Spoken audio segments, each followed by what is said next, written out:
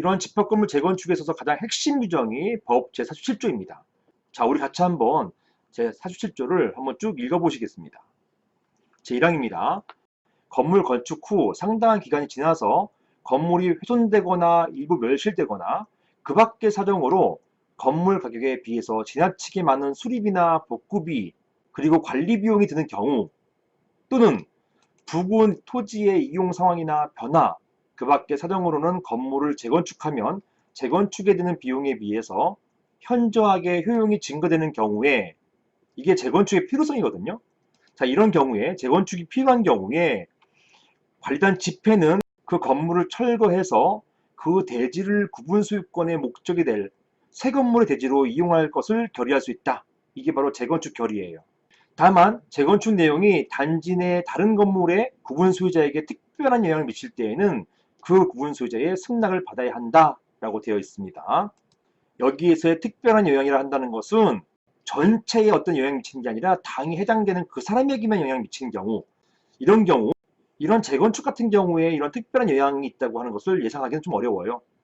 아무튼 일반적인 규정은 단서가 아닌 이 본문 규정, 여기에 따라서 재건축이 이루어지게 되겠습니다. 자, 제2항 보시겠습니다. 제1항의 결의, 아까 보시는 것처럼 관리단 집회에서의 어떤 결의였잖아요. 이 집회는 결의할 수 있다라고 되어 있고요. 이런 결의는 구분 소유자의 5분의 4 이상, 그리고 의결권 5분의 4 이상의 결의에 따른다라고 되어 있습니다. 위에서 집회의 결의인데요. 이 결의가 5분의 4, 집회에서 5분의 4 이상의 결의를 얻어야 된다는 얘기잖아요. 그런데요, 이런 집회 결의가 5분의 4 이상인데 이 집회를 가름하는 서면 결의가 있잖아요. 이 서면 결의도 5분의 4 이상이에요. 이미 아시는 것처럼 서면 결의도 5분의 4 이상이지 않습니까? 그러니까 굳이 관리단 집회를 안 열어요. 안 열고 서면 결의로 구분 소유자 5분의 4 이상 또는 의결권 지분의 5분의 4 이상의 동의를 서면 결의로 받고 있는 것입니다. 이런 서면 결의를 받아서 이 서면 결의가 정족수에 완성되는 때 그때 재건축 결의가 이루어진 것으로 보는 것입니다.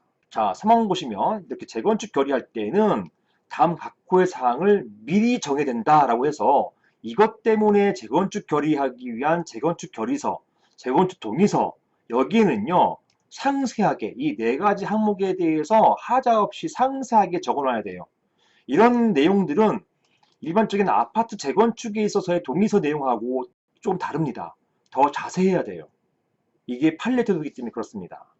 아파트 재건축 같은 경우는 동의서 있고 그 다음에 이런 설계나 이런 것들 가지고서 구청, 관할 관청하고 적어도 30회 이상은 오가면서 이걸 맞춥니다. 이걸 맞춰서 소유자나 조합원들에게 피해가 없게끔 이렇게 해서 이런 조합 설립 인가뿐만 아니라 이 관리처분 계획을 인가함으로써 통과시켜 주는 것이거든요. 그런데 이런 절차가 집합건물 재건축에는 없어요. 그러니까 알아서 해야 되는 것입니다. 알아서 잘해야 되는 것이고 여기에 대한 판단은 법원의 판단밖에 없어요.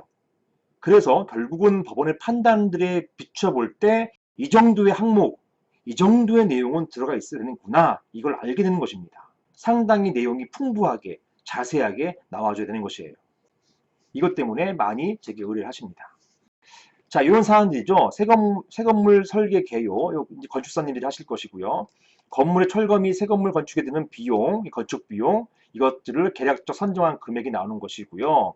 그 다음에 이런 거에 비춰볼 때 비용 분담에 관한 사항, 이걸 위해서 비례율 같은 것이 반드시 나와야 되는 것이죠. 그리고 제4호에 보신 것처럼 새 건물의 구분 소유권 귀속에 관한 사항, 이것 때문에 구분 소유자가 자기 소유권을 애꿎게 뺏겨버리는 경우가 발생하지 않도록 미리 조치를 취해야 된다는 것, 이걸 말하는 것입니다.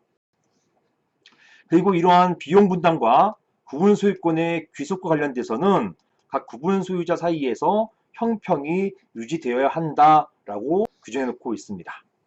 마지막으로 이러한 결의를 위한 관리단 집회 의사록에는 결의에 대한 각 구분 소유자의 찬반의 의사를 적어야 한다라고 되어 있고요. 이것은 관리단 집회를 열 때를 말하는 것이고 서면 결의할 때는 그 서면 결의 자체에 찬반의 의사가 들어가 있기 때문에 굳이 5항과 같은 절차가 필요가 없습니다.